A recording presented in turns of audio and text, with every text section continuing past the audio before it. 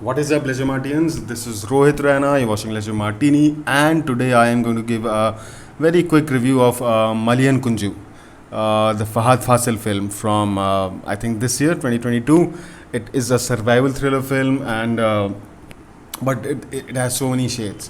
Apart from being a survival film of that genre, there is a lot of emotional depth to the film, and that is a kind of depth that will hit you hard.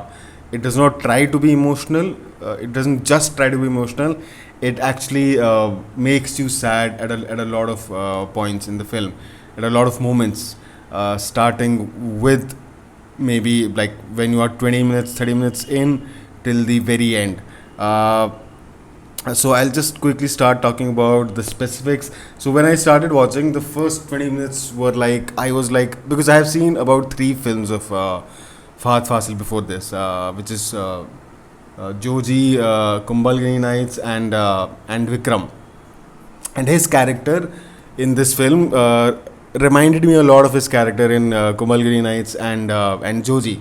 He seemed to be this selfish asshole who is unnecessarily rude to people, or who is just selfish, and he has a very annoying personality. The way he talks, the way he conducts himself, there is something extremely annoying about him, which is what his characters were in both the films, Joji and Kumbhagiri Nights.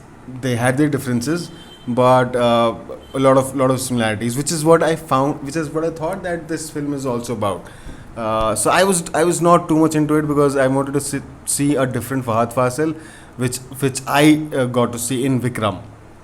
But then, thankfully, that quickly changes as we are told of the backstory, what happened in not so distant past with their family, and how he's just trying, how he has become a different person, because it changes you. You know, whether it's maybe like he's somebody who's probably under depression, in depression now, whether it's triggered by an event, or it's just a neurological disorder or something to do with that.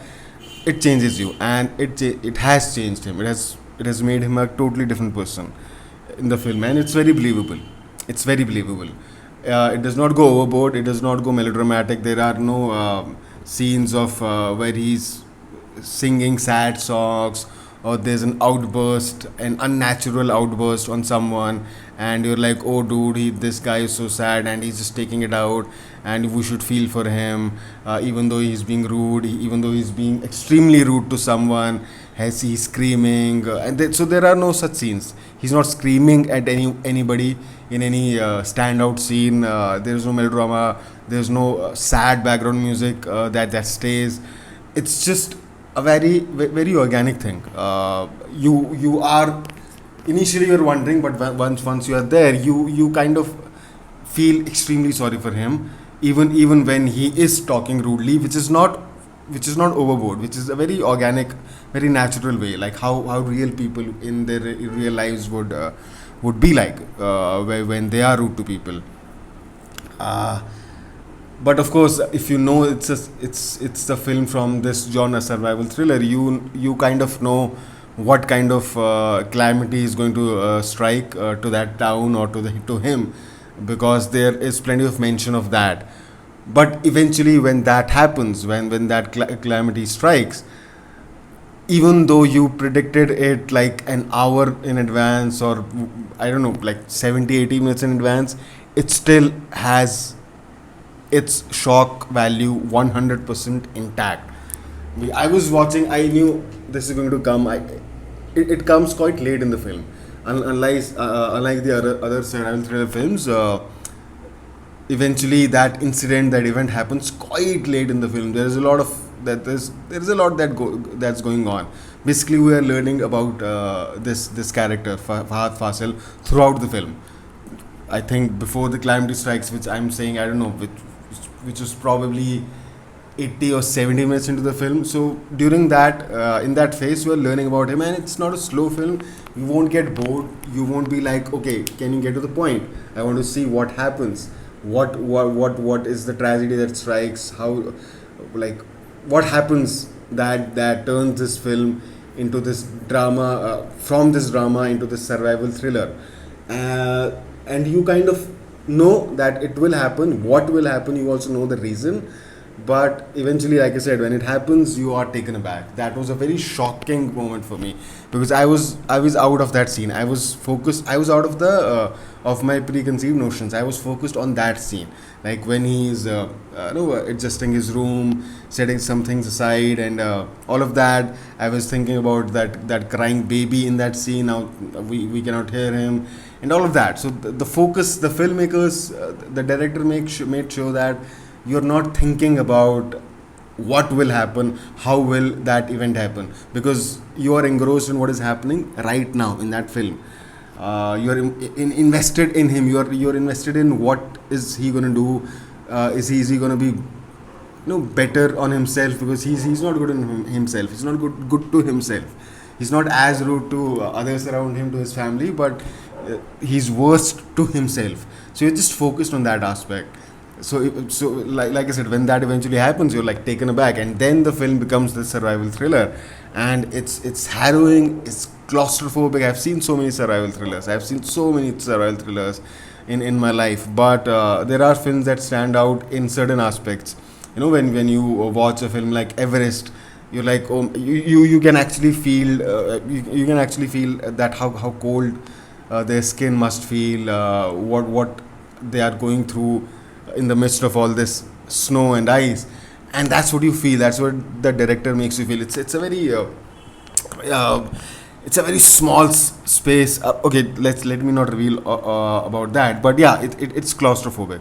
I won't talk more about what happens and what he's stuck in, but it's you're when that happens, uh, up until that point your heart was there, and then your mind is there. You're on the edge, like, okay, guy, just get out of there, somehow get out of there. Your every second counts, every breath counts. You're literally counting his breath. You're literally finding yourself caring for how hard he's breathing. Is there enough oxygen for him? And I hope that he doesn't hit anything hard. I don't want more things to be collapsing on him. You're, all these thoughts are going through your head, and then there is a baby crying and whatnot. Uh, Sorry for all the spoilers, by the way. So, and Fahadh Faasil, obviously, he's a great actor, which is what I have already heard, and I've seen enough of him to know three films is a lot of films to explore an actor. But obviously, I needed something else. This was a first for me. This kind of a role for Fahadh Faasil. Like I said, it was these emotions, him showing these emotions in a film, was not there in Joji or Kamalgiri Nights or Vikram. So that's a new for me. That was refreshing for me as far as exploring Fahadh Faasil is concerned. So I think whatever I have left unsaid is basically the climax of the film. I've also not revealed anything to you. All I'm saying that it's an emotional film, right from start to end, and it will hit you hard at places, at moments. So be prepared to be thrilled as well as to feel bad, feel sad. If you are someone who has been avoiding emotional films, then maybe this film is something that might make you feel uncomfortable. So, but all in all, it's a fantastic film. I would rate it out of 10. I would say uh, uh, 8. I think 8.1, 8.2 ish. That would be my rating. And that's about it. Please go and watch the film. It's on Amazon Prime. It's a small film, 2 hours, and I think less than 2 hours, maybe, I don't know. Uh, Considerably smaller than all the films from South India that I have seen. So yeah, it's a treat to watch. It's one of the best survival thrillers that I have watched. So yeah, that's my recommendation. Thank you for watching.